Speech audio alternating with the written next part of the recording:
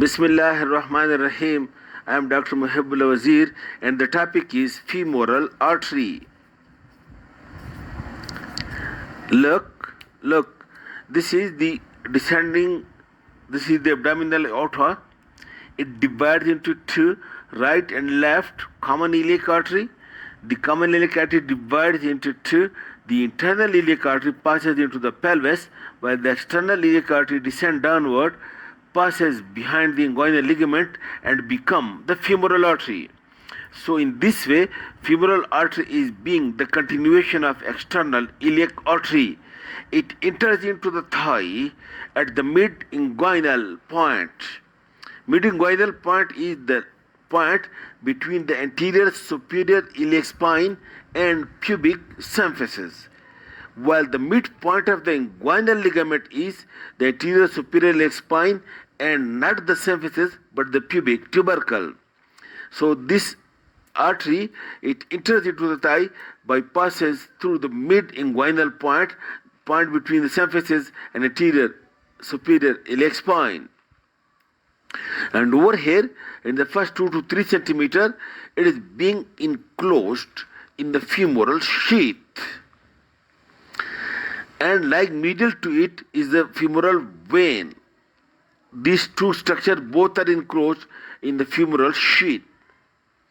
At this point, the femoral artery lies upon, look, this is the psoas major muscle, note, and this is the iliacus muscle which occupies the iliac fossa.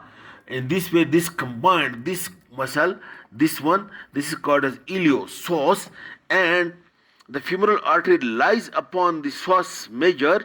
And note very clear point that over here the psoas major separate the artery from the underlying capsule of the hip joint. Then the femoral artery and femoral vein, with the relation that the vein is medial to the artery, it enters into the adductor canal. And in the adductor canal, the femoral artery and femoral vein again run down along with one another, but with the relation that now the vein is medial. Note this point, the vein at the femoral triangle is medial. In the lower part of the triangle it is posterior, while in the adductor canal the artery is medial and the vein is lateral. Note this point very clearly. And this femoral artery, while in the femoral triangle you can see that the femoral nerve lies lateral to it and the femoral vein lie medial to it.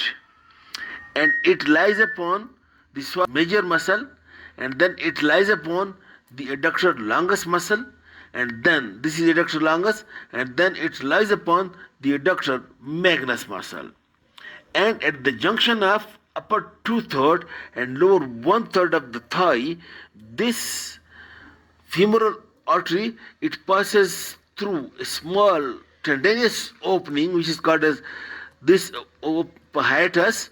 It passes to the posterior side to become the popliteal artery by passing through this hiatus in the adductor magnus muscle. Okay, so keeping in view this discussion, please note relations of the femoral artery. In the femoral triangle, number 1, it passes posterior to the inguinal ligament midpoint of the mid-inguinal point.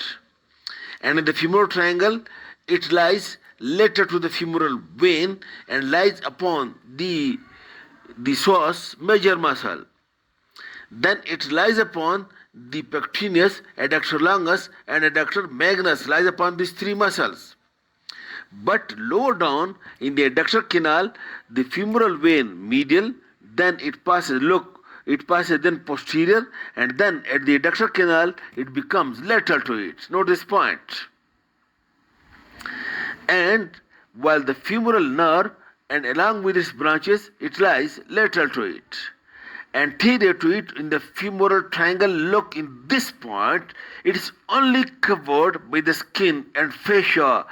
That's why over here the femoral artery is very superficial, not covered by any muscle, only by the skin and fascia.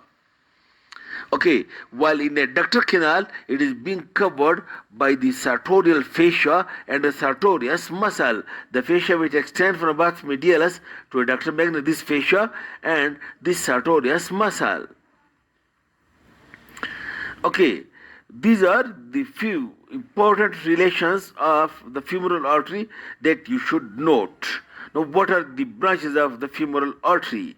Note, as soon as the femoral artery enters into the thigh from behind the inguinal ligament, it gives three or four branches. Note this point.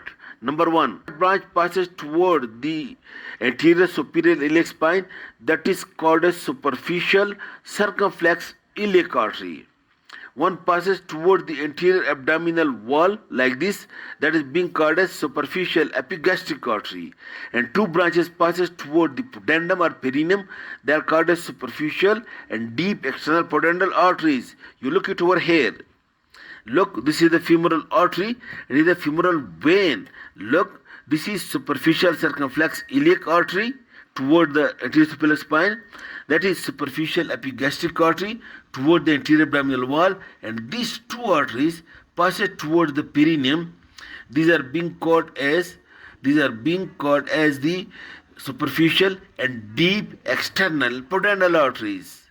Okay, and then one big artery in the lower part of the triangle, one big artery originate. Look, this one.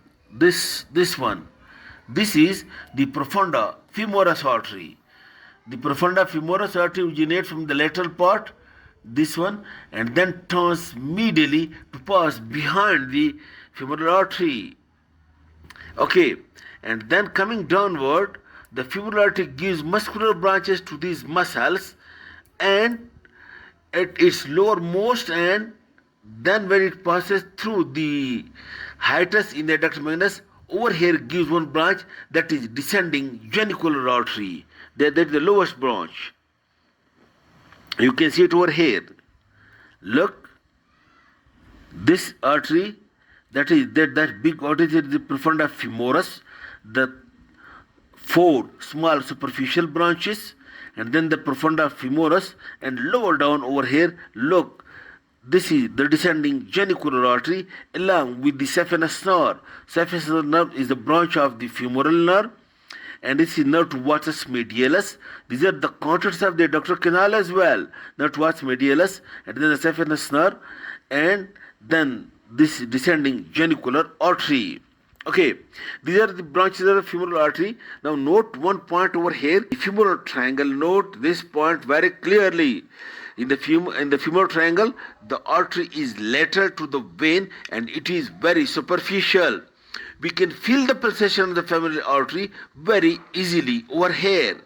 And in this children, in emergency condition, when we don't find any vein for emergency drugs or to taking blood for sampling, then what we do? We just feel a femoral artery, put needle medial to that, your needle will be directed in the femoral vein. That is being called as femoral tapping.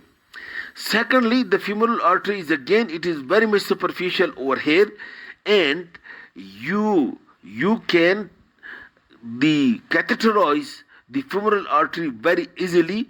That's why the catheterization of the artery for some procedure, for example for angiography or for angioplasty, it is either done from the radial artery which is superficial, or it is done from this femoral artery which is very superficial. These 2 points must be very clear to you.